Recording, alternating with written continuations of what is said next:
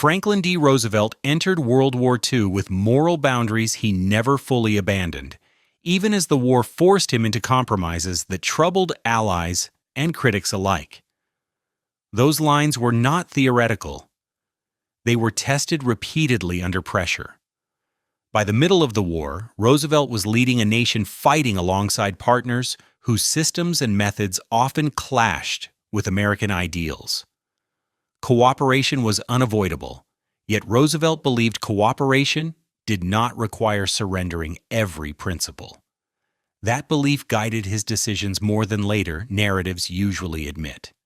Roosevelt's first unbreakable line concerned vengeance as policy. As reports of Nazi crimes spread and casualty lists lengthened, anger hardened across the Allied world.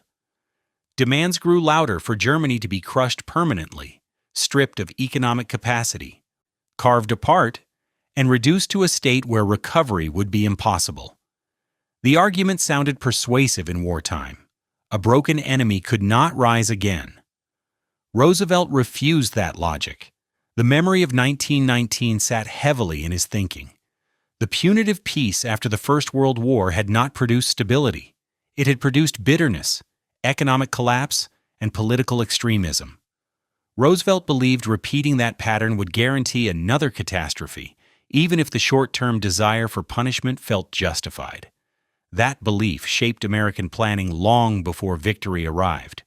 Nazi leadership would be removed, militarism dismantled, and war crimes prosecuted, but Roosevelt resisted proposals that treated entire populations as permanently guilty.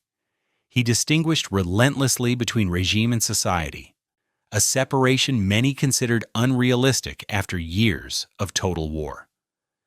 This distinction mattered deeply to him. Roosevelt believed peace built on humiliation did not end conflict, it delayed it. Even while authorizing overwhelming military force, he rejected the idea that civilians should pay indefinitely for the crimes of a ruling system. To him, punishment without recovery was not justice. It was instability. Another moral boundary Roosevelt refused to cross involved the normalization of terror. The war expanded the use of force to scales previously unimaginable. Strategic bombing, blockades, and mass displacement became routine tools. Roosevelt accepted these realities as wartime necessities, yet he resisted turning fear into a permanent governing principle once the fighting stopped. This was not sentimentality. Roosevelt understood that societies ruled by terror did not become stable. They became brittle. He believed fear could enforce compliance, but not legitimacy. And legitimacy mattered if the post-war world was to avoid collapsing into constant rivalry. That belief shaped how he approached alliances. Working with authoritarian regimes did not mean endorsing their internal methods. Roosevelt cooperated militarily where required, but he avoided validating repression as a model for peace. Wartime partnership, in his mind, did not equal moral approval or long-term acceptance. That distinction was deliberate. Roosevelt was careful with language. He avoided praising systems he disliked, even when cooperation demanded diplomacy. He wanted the alliance framed as a temporary convergence of interests, not a shared vision of governance. This mattered because words written in wartime often harden into precedents afterward. Precedent was something Roosevelt feared. Once power claims moral permission, it rarely gives it back. Roosevelt believed that if the Allies openly embraced domination, terror, or collective punishment as legitimate outcomes, those tools would define the peace as much as the war. Another line Roosevelt refused to cross involved sovereignty. As Allied forces advanced, pressure grew to impose friendly governments quickly, regardless of local consent. Advisors argued that stability required decisiveness and that hesitation would invite chaos. Roosevelt resisted turning occupation into permanent political imposition. This resistance did not mean ignoring reality. He understood that armies on the ground shaped outcomes. He knew that influence followed power. What he refused to do was openly legitimize control, without even the language of choice. Elections, representation, and self-determination might be imperfect or delayed, but abandoning them entirely was unacceptable to him. That position created friction. Allies who preferred clarity viewed Roosevelt's insistence on process as weakness. Critics later labeled it naivety. Roosevelt saw it as containment, not of territory, but of precedent. He believed once the idea of consent vanished from the post-war order, it would never return. This tension surfaced most clearly in discussions about Europe's future. Roosevelt accepted compromise, but he refused to declare openly that power alone determined legitimacy. He preferred ambiguity to finality because ambiguity preserved the possibility of correction. Finality, imposed by force, preserved nothing except resentment. Another moral boundary Roosevelt maintained concerned how allies were treated. Coalition warfare tempts leaders to reduce smaller nations to bargaining chips. Roosevelt understood the temptation and resisted its language. He did not deny that some countries would fall under external influence, but he refused to frame their fate as morally trivial or inevitable. This mattered to him politically and personally. He believed that reducing allies to expendable assets would poison the post-war order. Even when outcomes disappointed him, Roosevelt continued to argue that dignity, agency, and recognition mattered, not just power balances. That belief shaped his commitment to international institutions. Roosevelt's support for a post-war system of collective security was rooted in moral restraint, not illusion. He did not believe rules would eliminate conflict.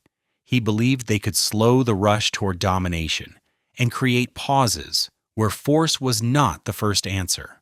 Those pauses mattered. Without them, Roosevelt believed the world would slide quickly into rigid spheres enforced by threat alone. Stability created that way looked strong on paper, but collapsed under pressure. He had seen it before. Roosevelt's moral lines were not abstractions. They were choices made under strain, with incomplete information and limited leverage. He accepted compromise without surrendering certain boundaries, because he believed surrendering them would cost more later than holding them cost in the moment. These limits did not make the war easier. They complicated diplomacy, frustrated allies, and delayed outcomes. Roosevelt accepted those costs because he believed that victory stripped of restraint would hollow out the meaning of the war itself. Understanding Roosevelt requires rejecting simple labels. He was neither naive nor indifferent. He was a leader balancing survival against precedent, force against legitimacy, and victory against the kind of world that victory would create. The moral lines he refused to cross did not prevent every injustice. They defined what he believed the United States should not become, even under the pressure of total war. And those lines would only be tested harder as the war moved toward its end. As the war widened and Allied momentum grew, the pressure on Franklin D. Roosevelt to abandon restraint intensified. Victory was beginning to look achievable, and with that came impatience. Many voices inside the alliance argued that this was the moment to impose outcomes directly, to use strength while it was unquestioned, and to lock the post-war world into place before uncertainty returned. Roosevelt did not accept that logic.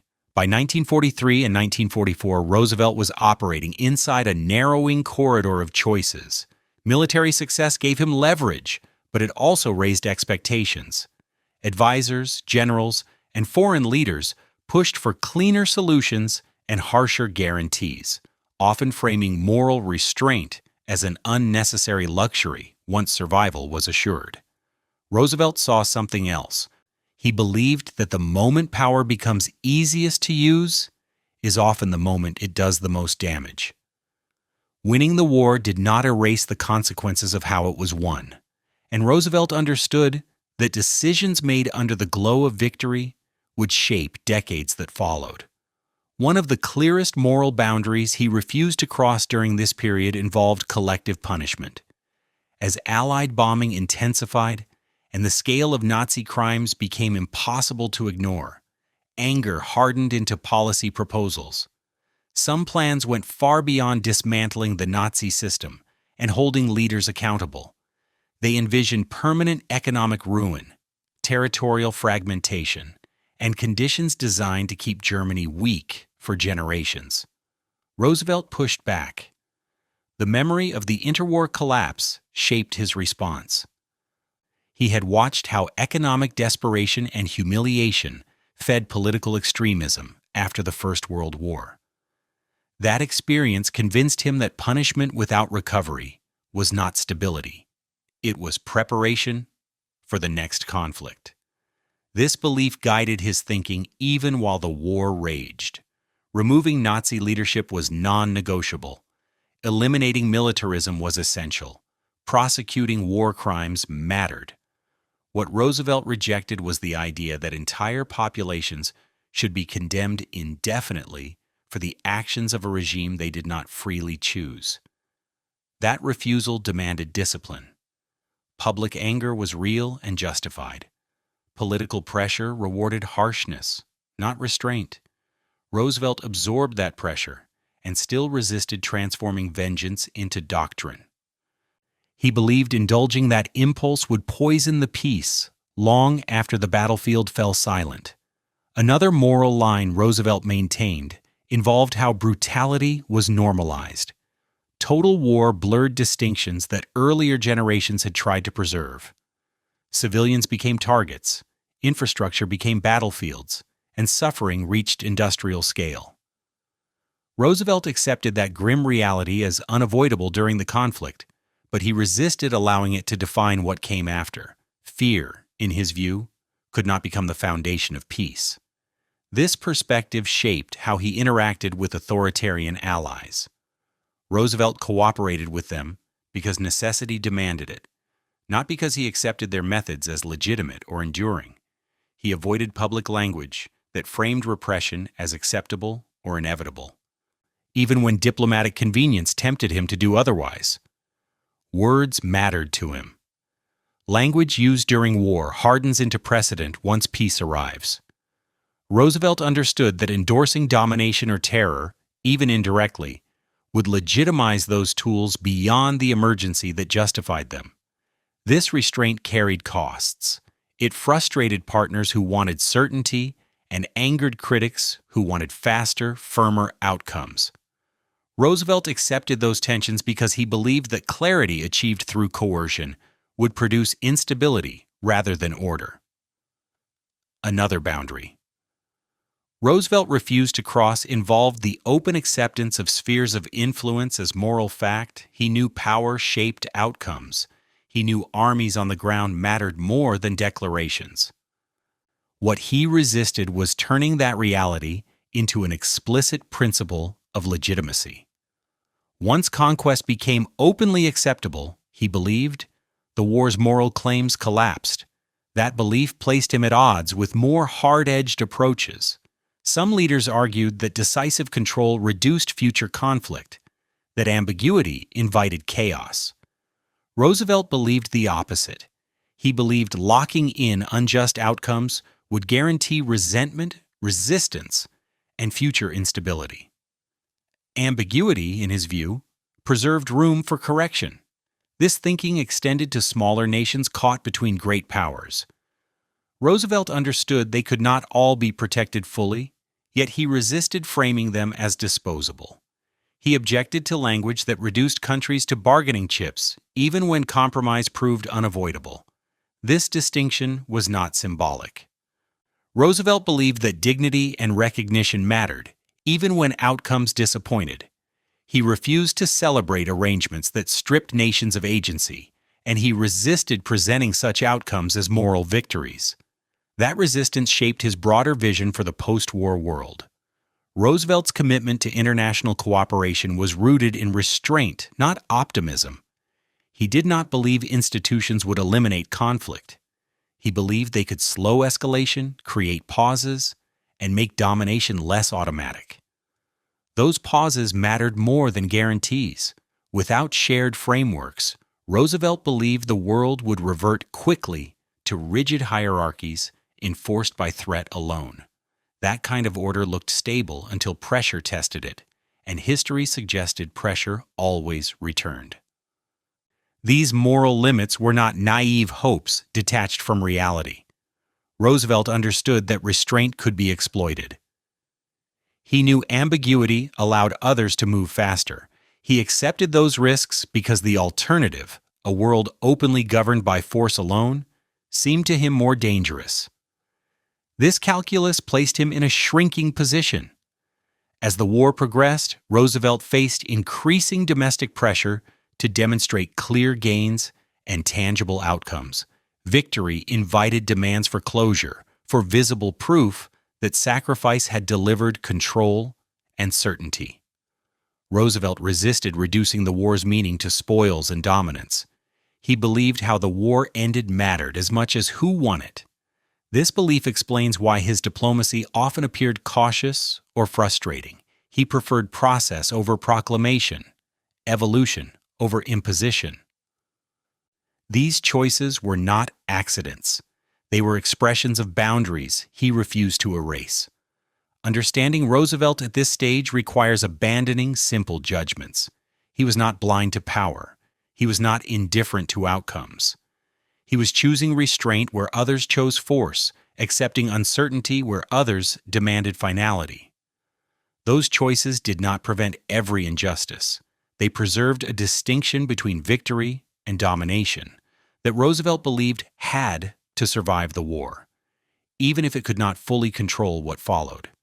And as the fighting moved closer to its end, the pressure to abandon those distinctions only grew. As the war moved into its final phase, the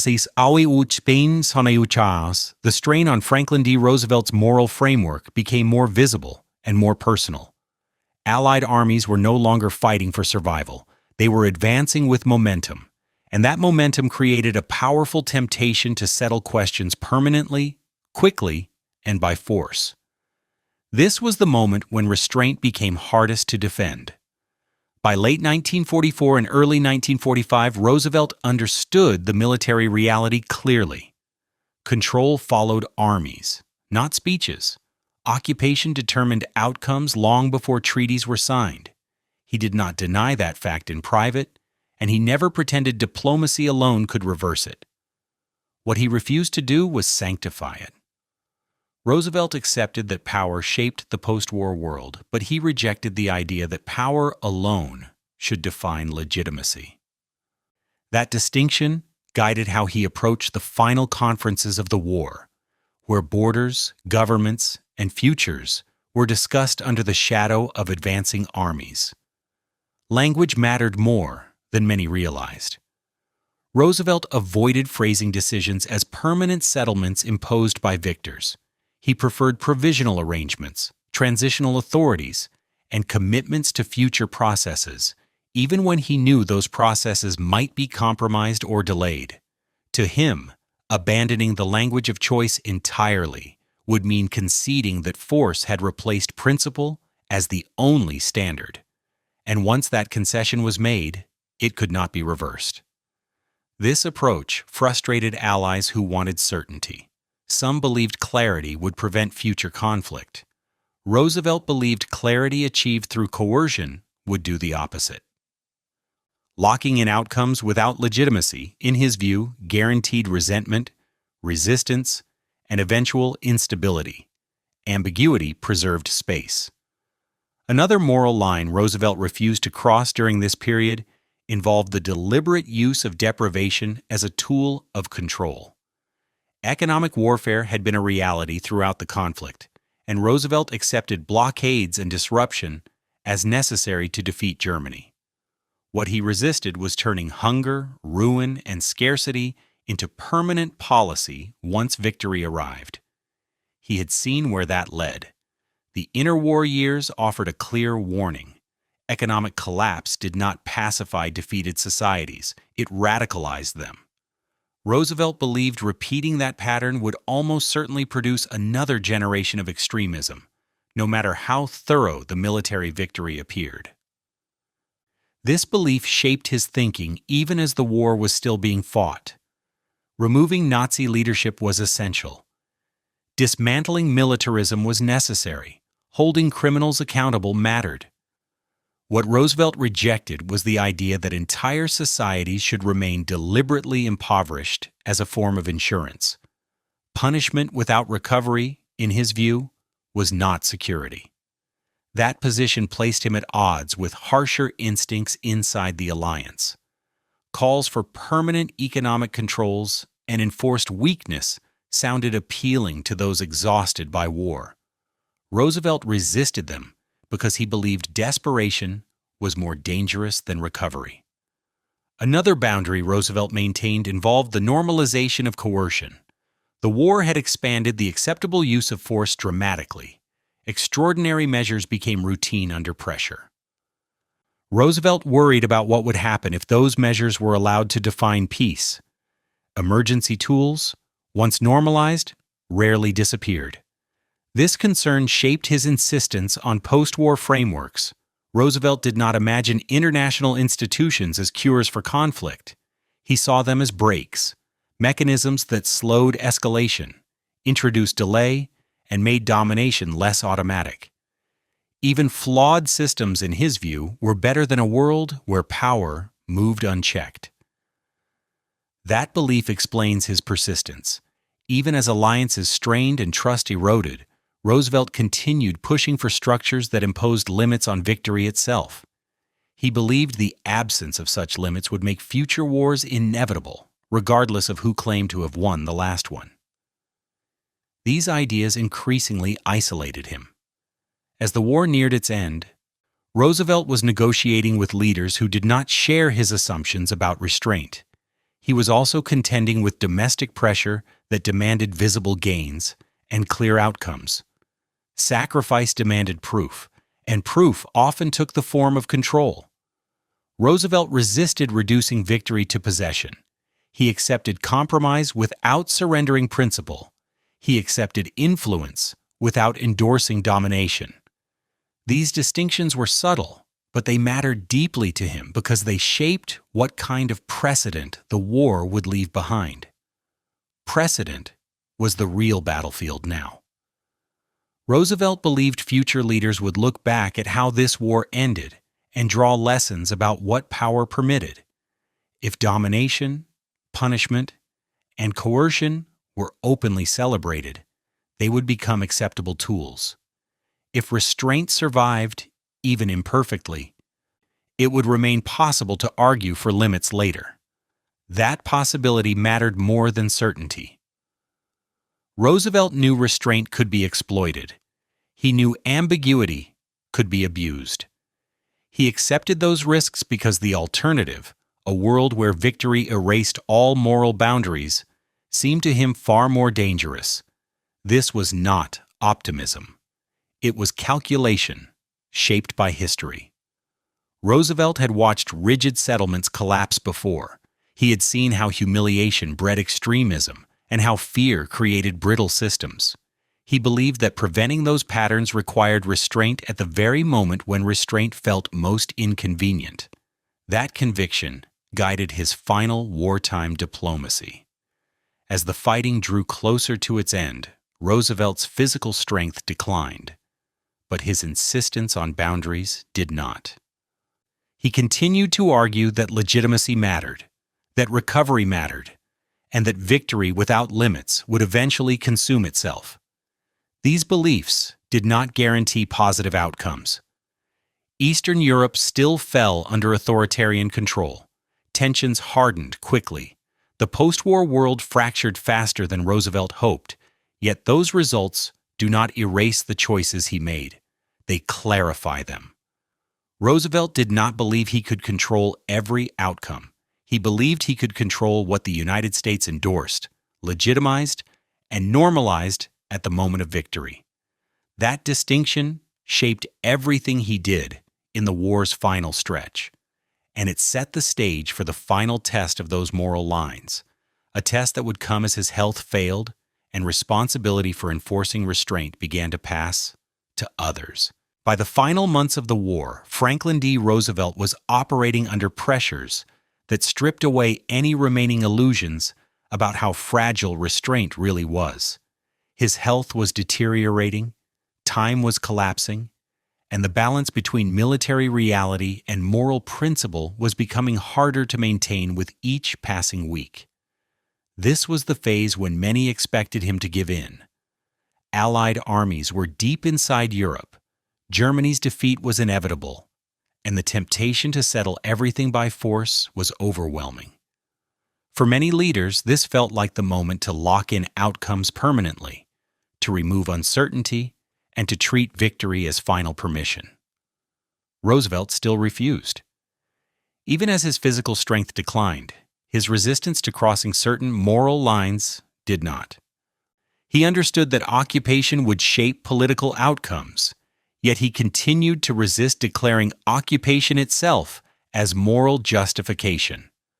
Control might be unavoidable, but legitimacy, in his view, still required something more than tanks and troops. That belief shaped his final diplomacy. Roosevelt consistently avoided language that framed post-war arrangements as irreversible settlements imposed by victors. He favored transitional structures, provisional governments, and promises of future political choice, even when he privately understood how fragile those promises were likely to be. The problem was not realism. The problem was precedent. Once domination was openly declared legitimate, Roosevelt believed it would become the default model for future conflicts. Power would no longer need explanation. It would only need justification after the fact. That outcome worried him more than temporary instability. Ambiguity, in his mind, was safer than moral surrender. Another boundary Roosevelt refused to cross during this period involved the deliberate use of civilian suffering as leverage. Europe was starving, displaced, and shattered. Some proposals treated that suffering as a tool, something that could be applied or withheld to shape political behavior. Roosevelt rejected that approach. He accepted that war produced misery. He refused to turn misery into policy. Using hunger, ruin, or deprivation as instruments of control struck him as indistinguishable from extending the war by other means. This stance extended directly into his views on Reconstruction. Roosevelt believed rebuilding defeated societies was not an act of generosity. It was a security measure. Desperation, in his view, created instability far faster than recovery ever could. He had watched the interwar collapse closely and refused to repeat what he saw as a proven failure. That refusal angered those who wanted guarantees. Permanent weakness felt safer than recovery to many exhausted leaders. Roosevelt saw the opposite. He believed broken societies produced radicalism, not peace, and that enforcing weakness only delayed the next crisis. Another moral line Roosevelt held involved resisting the normalization of coercion. The war had expanded what governments considered acceptable behavior. Extraordinary measures had become routine. Roosevelt worried that if those measures carried over unchallenged into peacetime, they would define governance long after the emergency passed. Fear, he believed, was a poor foundation for order. This concern shaped his continued push for international frameworks, even as skepticism mounted. Roosevelt did not imagine such institutions would eliminate conflict. He believed they could slow escalation, impose pauses, and force justification before force.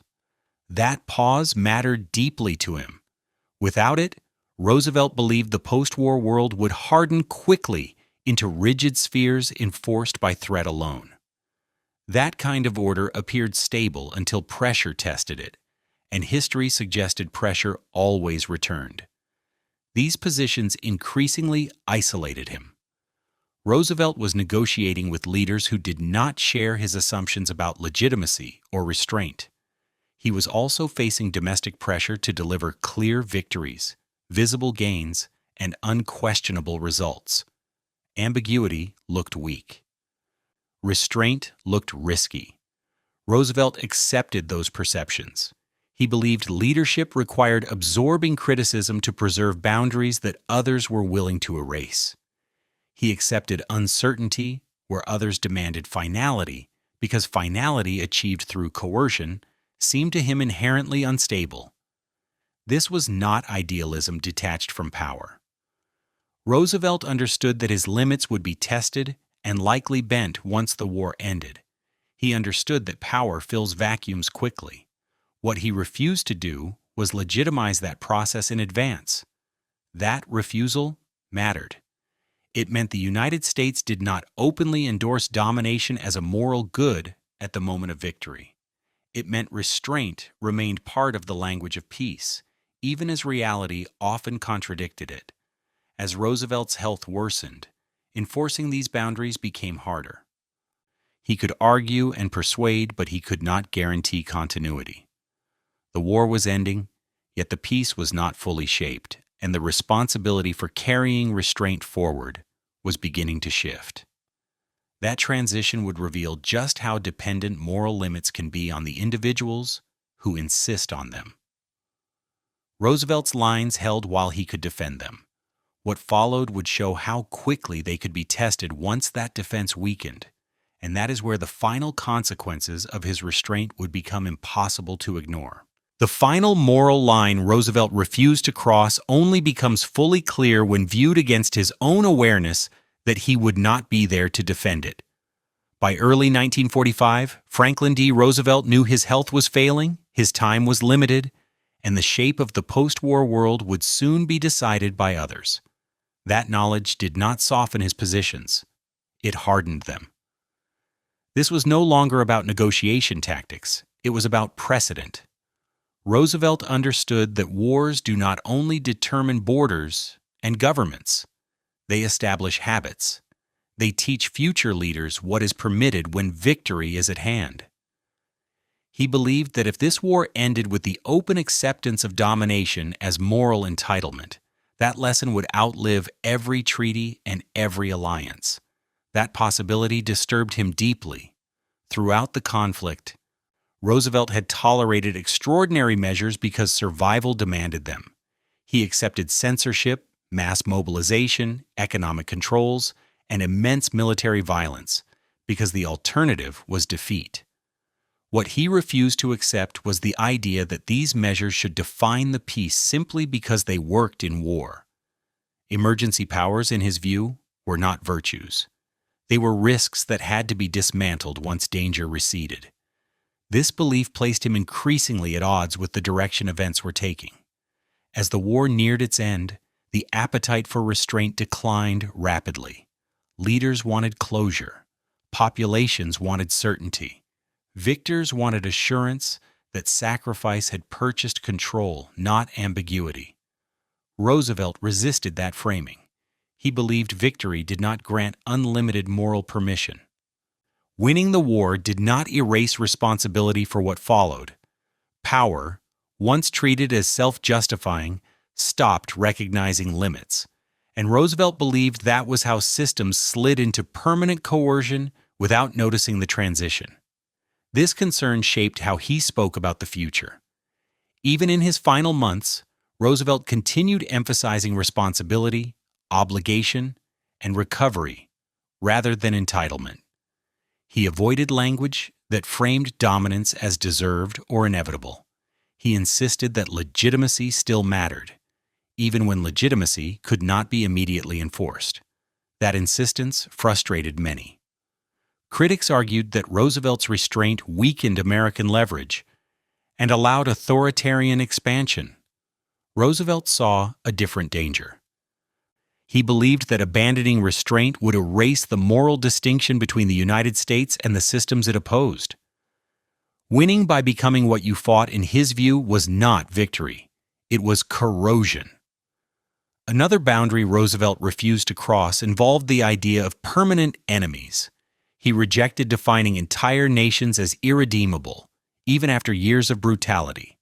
Regimes could be dismantled, ideologies could be defeated. Populations, in his mind, had to remain capable of reintegration, or the cycle of conflict would never end. This belief ran directly against the emotional current of the moment. After years of total war, anger demanded finality. Roosevelt acknowledged that anger without letting it dictate policy.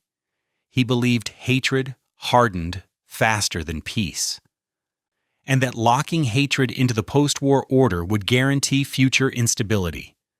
Peace, to Roosevelt, required imagination. That imagination extended to how American power should be remembered.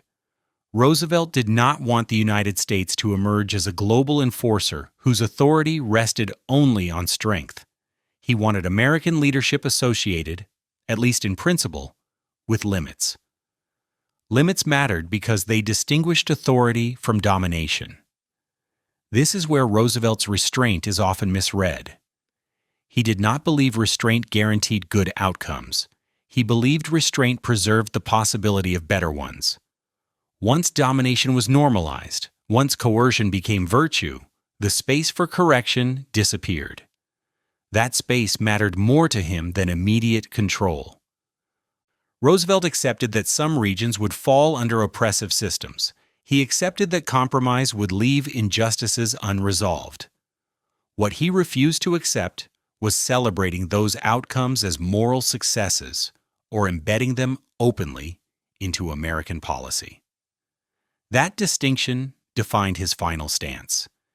Even as his ability to influence events declined, Roosevelt continued framing the war's end as a beginning rather than a conclusion.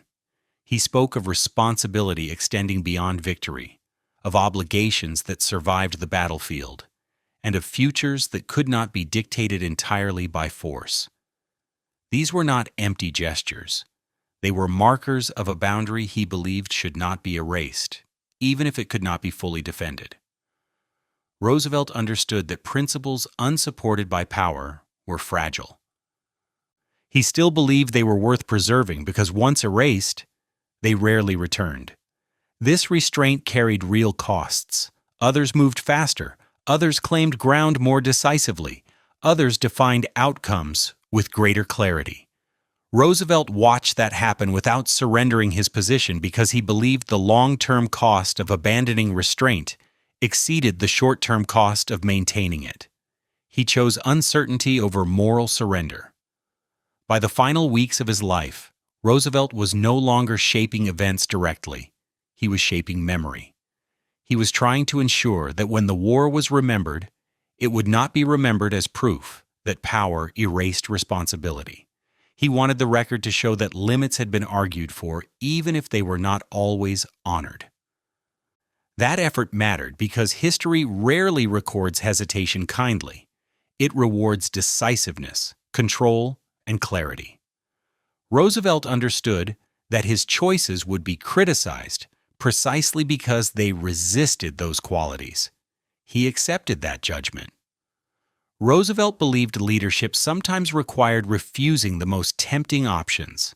It required absorbing criticism in order to preserve boundaries that others were eager to cross. The moral lines he defended were not guarantees. They were warnings. Warnings about what victory could become if unchecked. When Roosevelt died in April 1945, those warnings lost their strongest advocate. Power moved quickly to fill the space he left behind. Decisions hardened. Ambiguity narrowed. Control became easier to justify once restraint lost its champion. That outcome does not invalidate his choices. It reveals their purpose. Roosevelt's final moral line was not about stopping history from moving forward. It was about preventing history from teaching the wrong lesson. He believed that if victory became permission, the next catastrophe was already being prepared. That belief guided him until the end. And it set the stage for the final reckoning of those moral lines. When the war ended, the peace began, and restraint had to survive without the man who insisted on it. When Franklin D. Roosevelt died in April 1945, the moral lines he had guarded throughout the war did not vanish instantly, but they lost the one figure who had insisted on holding them together under constant pressure. Germany surrendered weeks later, Yet the real test of restraint began only after the fighting stopped, when power no longer needed to justify itself through emergency. This is where Roosevelt's choices become clearest. Roosevelt had understood something many wartime leaders prefer not to confront. Wars end, but the habits they create survive. Methods justified by survival do not disappear automatically once victory arrives. They linger, they normalize, and they slowly redefine what is considered acceptable. Roosevelt spent the war trying to prevent that normalization from becoming permanent. Without him, that effort weakened. The post-war world moved quickly toward clarity, not caution. Borders hardened. Spheres of influence solidified. Decisions Roosevelt would have delayed or softened were implemented more directly, often framed as unavoidable realities rather than choices. Power filled the space where restraint had lived, not because leaders were cruel, but because restraint requires constant defense. Roosevelt had always known this risk existed. His moral lines were never designed to guarantee ideal outcomes. They were designed to keep victory from becoming a blanket justification for anything that followed. Once domination was treated as self-evident, once control required no moral explanation, the distinction between victory and coercion collapsed. That collapse happened gradually, then all at once. Roosevelt's restraint did not fail because it was naive. It failed because it depended on continued insistence. Principles without enforcement do not vanish quietly. They are crowded out by convenience, urgency, and fear. The early Cold War did not erase Roosevelt's ideas. It overwhelmed them with new pressures. Yet something important survived. Because Roosevelt had refused to cross certain lines, domination never became universally celebrated as virtue. Control was exercised, often harshly, but it was rarely defended openly as morally superior. That tension, uncomfortable as it was, mattered.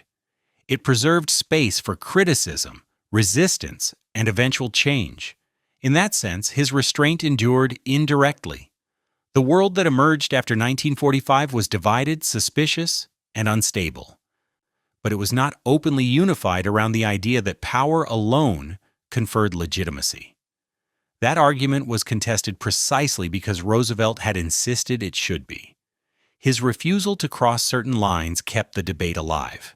Debate matters more than certainty. A world convinced that force defines right has no brakes. Roosevelt believed that even flawed restraints were better than none at all. Once those restraints disappeared, he believed, the path back became nearly impossible. This belief explains why his legacy remains contested. Some argue Roosevelt's limits weakened America's position and allowed authoritarian systems to consolidate power. Others argue those same limits prevented the United States from becoming what it claimed to oppose. Both interpretations exist because Roosevelt chose restraint in moments when force would have delivered cleaner outcomes. Clean outcomes are rarely stable ones. Roosevelt understood that victory achieved without limits reshapes not only the defeated, but the victor. He believed power exercised without moral boundaries corrodes internally, even when it appears successful externally. The war had already demonstrated how easily societies justify extraordinary actions when survival is at stake. He did not want that logic to govern peace. The moral lines Roosevelt refused to cross were not about purity. They were about damage control. They were an attempt to keep the war from teaching future leaders that necessity erases responsibility. He believed that lesson, once learned, would be used again and again. History did not prove him wrong. The decades that followed showed how often leaders reached for emergency logic long after emergencies passed. Roosevelt's restraint did not stop that pattern, but it complicated it. It forced justification. It forced argument. It prevented domination from becoming uncontested virtue. That alone mattered. Roosevelt did not leave behind a finished peace, a stable world, or a clear resolution. What he left behind was a standard that survived him, unevenly and imperfectly, but visibly. He showed that even in total war, leaders can choose limits, and that choosing limits carries its own kind of cost. Those costs were real. Ambiguity replaced certainty. Compromise replaced control. Injustice persisted where force might have imposed order. Roosevelt accepted those outcomes because he believed the alternative would have been worse. Not immediately, but over time. He believed the real danger was not losing control. The real danger was normalizing the idea that control required no restraint. That is the final meaning of the moral lines Roosevelt refused to cross. They were not guarantees of peace. They were barriers against permission. Permission to dominate, to die, to punish without limit, and to confuse victory with entitlement. Once that permission is granted, it is rarely revoked. Roosevelt spent the war trying to prevent that moment from arriving. He did not fully succeed. No one could have. But by refusing to cross certain lines, he ensured that restraint remained part of the story, even when power tried to erase it. That legacy does not offer comfort. It offers warning. And in a century shaped by wars that keep redefining necessity, that warning may be the most durable outcome Roosevelt left behind. If you're here for World War II history that looks at decisions, limits, and consequences instead of just victories and villains, stay with this channel. These stories are about how power was used, where it stopped, and what happened when restraint mattered more than force. If long-form, serious history is what you value, make sure you're subscribed so you don't miss the next episode. And if you want to support this work directly, you can do that on Patreon. Your support helps fund research time and allows these stories to be told carefully, without shortcuts or sensationalism.